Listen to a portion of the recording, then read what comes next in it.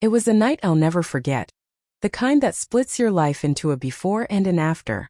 Pain seized my chest like a steel clamp, tightening with every breath, radiating outward until it felt like my entire torso was collapsing in on itself.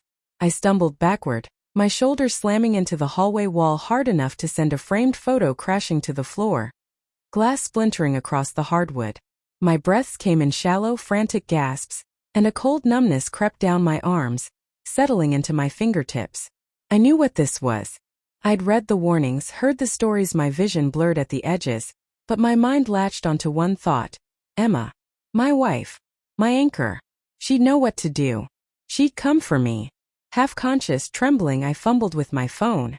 My hands shook so badly I couldn't even type 911. Instead, I hit the video call shortcut, her name, her face, my only emergency contact. The screen lit up, ringing once, twice, then she answered. But the sight that greeted me wasn't the worried, familiar face I'd expected. It was Emma, bare shoulders peeking out from beneath a tangled mess of hair. Not the kind of messy that comes from sleep. She was in bed, and beside her an arm, a man's arm, draped lazily across her. Not just any arm, but one that belonged to someone who wasn't me, someone who looked far too comfortable in that intimate space. Her eyes widened when she saw me, a flash of something crossing her face. Guilt, maybe shock, maybe both. "Jacob," she said, sitting up abruptly. The man beside her stirred, groaning as he turned toward the camera, shirtless, smirking like this was nothing out of the ordinary. "You all right, babe?" he asked her, his voice casual, glancing at me on the screen like I was an annoying interruption. She yanked the sheet up, covering herself, her movements jerky. "Why are you calling me? What's wrong?" she demanded, her tone sharp, edged with irritation. I gasped, my vision narrowing to a pinpoint, the room tilting. "I think I'm having a heart attack." Her mouth opened, but no words came out at first. She glanced at him, then back at me, and in that split-second hesitation I saw it. Calculation, not concern.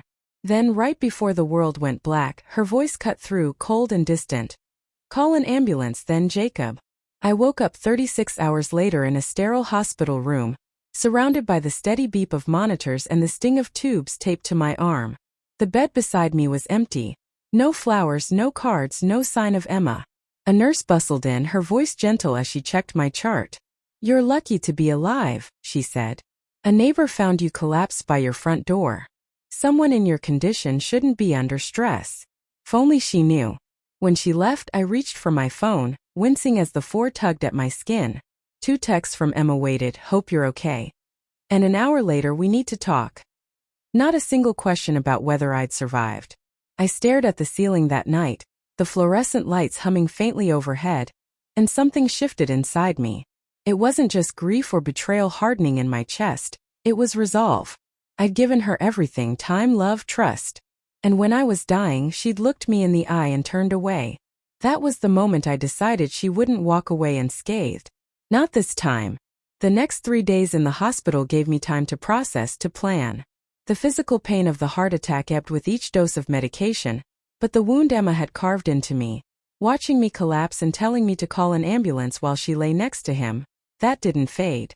It festered, growing sharper, deeper. The doctors pronounced me stable, the nurses called me lucky, but luck had nothing to do with it. Rage kept me breathing, kept my heart pumping. When I got home, the house was exactly as I'd left it, untouched, no trace of her. No note on the counter, no missed call. Not even a crumpled coffee cup in the trash with her name scrawled on it. She was still on business in Chicago, or so her calendar claimed. I sank onto the couch, phone in hand, and opened the video call app. In my panic that night, I'd accidentally hit record. Maybe some part of me even then knew I'd need proof. There it was. Her in bed, him beside her, her face when she realized I'd seen it all. I paused on the frame where she stared at me, not with remorse but with a cold, calculating embarrassment, like she was more upset at being caught than at what she'd done. I didn't cry. I didn't yell. Instead, I opened a notepad app and typed one word: revenge. I started small, methodical. Emma wasn't impulsive. This wasn't a one-night mistake. If she was with that man, he mattered to her, maybe more than I ever had. I pulled up our shared calendar. Her work trips to Chicago popped up like clockwork. Once a month, always the same city. Next, I logged into our phone carrier's account. Shared plan, shared access. I couldn't see the content of her texts, but I could see the patterns. A number labeled Tony Work. In her contacts dominated the logs. Hundreds of messages, dozens of late-night calls, spiking every time she was in Chicago. I cross-checked the dates with her travel schedule. Same region, same rhythm. Always aligned with Tony's area code. It wasn't a fling, it was a double life. That night I compiled everything. The recorded video call, screenshots of her calendar, call logs, a document I titled, Evidence, Infidelity and Abandonment. I emailed it to myself, a digital insurance policy. This wouldn't just be personal, it would be legal, calculated, and devastating. The next morning I called a lawyer. My wife cheated. I told him, voice steady. I have video proof. But more than that, she left me for dead. I need to divorce her, quietly, strategically, and I want to take everything I can. He paused, then asked, I assume you're not interested in reconciliation? I almost laughed. Reconciliation? No. I'm interested in consequences. Mark, the lawyer, was a former prosecutor turned divorce specialist, the kind of man who handled high-stakes cases without blinking. I met him at his office handing over a flash drive labeled, Why I'm Not Dead. He watched the video, expression unchanged, then nodded. We'll file under abandonment and emotional cruelty, he said. She failed to render aid during a medical emergency, and you've got proof she was cheating at the time. We're building a case that puts you in the driver's seat. I leaned forward, elbows on my knees. I want the house, the joint accounts, and if there's any legal way to hit her professional reputation without it backfiring on me, I want to explore it. Mark's lips twitched into a faint smile. Then we start gathering. Emma worked in PR. Image was her currency. She didn't just build a marriage with me. She built a persona. Polished, upbeat, untouchable. I was about to dismantle it. Step 1 was the dossier. I dug out an old phone she'd left in a drawer, still synced to her iCloud. It was a goldmine: photos, videos, screenshots from her exhausting conferences. Selfies of her and Tony in hotel robes. A boomerang of her sipping champagne in bed with his arm in the frame. A text thread where he wrote, I love when you talk about your husband like he's a dying dog. I saved that one twice. Step 2 was financial checkmate. Mark advised freezing our joint accounts until the court sorted out the separation. Within 48 hours, she had no access to our savings. The next time she tried to Venmo Tony for a hotel, it bounced. The next time she swiped our Amex for dinner, declined. She started texting me then. Asterisk, what the hell, Jacob? You blocked all my cards. Asterisk, I didn't respond. Instead, I uploaded everything, the call, the texts, the hotel bills, to a Dropbox folder titled For Your Attorney, with a note, I know. So will the judge. Step 3 was the kill shot, her image. I created an anonymous email account and drafted a message, professional, polite, damning. I attached 3 pieces of evidence, cropped carefully to stay legal but unmistakable. Her in bed with Tony, a hotel receipt, a screenshot of her callous call an ambulance line. I sent it to her company's HR department. Subject, potential PR issue regarding employee conduct. It was the kind of thing they couldn't ignore. That night, she showed up at the house, pounding on the door, shouting my name. I didn't open it. I stood in the dark, watching from the window as she paced, furious, unraveling. For once, I was the one in control, the ghost she couldn't touch. 2 days later, Sam called. A mutual friend, the type who thrived on office gossip. Hey, have you talked to Emma? She's off the company website. No farewell post, no new opportunities, just gone. I checked myself. Her smiling headshot, the one plastered on every panel and podcast, had vanished. Her bio, her leadership page, erased. Her social media, usually a stream of motivational drivel, had gone silent. She texted me that morning. Asterisk, I need to talk. Please.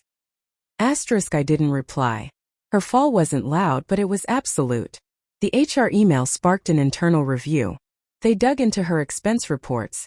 Meals logged as client meetings during her trysts, hotel rooms booked on personal time billed as work. It wasn't the affair that got her fired, it was the fraud. They cut her loose quietly to protect their own image, just as I'd banked on. Tony crumbled faster. He was married too. And his wife got an anonymous package with that champagne in bed photo. I didn't send it, but I wasn't surprised. Karma's efficient like that. Emma tried reaching out. Texts, voicemails, and email titled, "Let's end this peacefully." I replied once. "We will. Just not on your terms." Through Mark, I finalized the divorce. The prenup held, bolstered by her infidelity and abandonment during my heart attack. She got nothing, no house, no accounts, no mercy. Her last message to me was raw, unfiltered. Asterisk, you didn't just leave me. You destroyed me. Asterisk, I didn't answer, but I smiled, not at her pain but at my own absence of it. 6 months later, she was a ghost. No calls, no texts, no run-ins. She'd moved cities, chasing a fresh start, a PR expert scrambling to salvage her own wreckage. I meanwhile thrived. I didn't rush into anything. No rebounds, no distractions. I hit the gym, started photography again, cooked real meals, not just survival food, but dishes I'd loved before I let her autopilot my life. I made new friends, quiet ones, no secrets, no drama. For the first time in years, I liked the man in the mirror. Not the pushover who ignored red flags, but the one who let her burn and didn't lift a finger to stop it. Then one night an envelope arrived. No return address, no name. Inside, a card with a single typed line. "Do you ever think about what we had?" I knew it was her. I fed it to the shredder without a second thought. Emma never got it. She thought love made me weak, that kindness was a flaw. She thought I'd crumble while she twisted the knife. But she misjudged me. She peeled back her mask, showed me her truth, and I never looked back. Was it justice? Was it too far? I don't care. It was mine.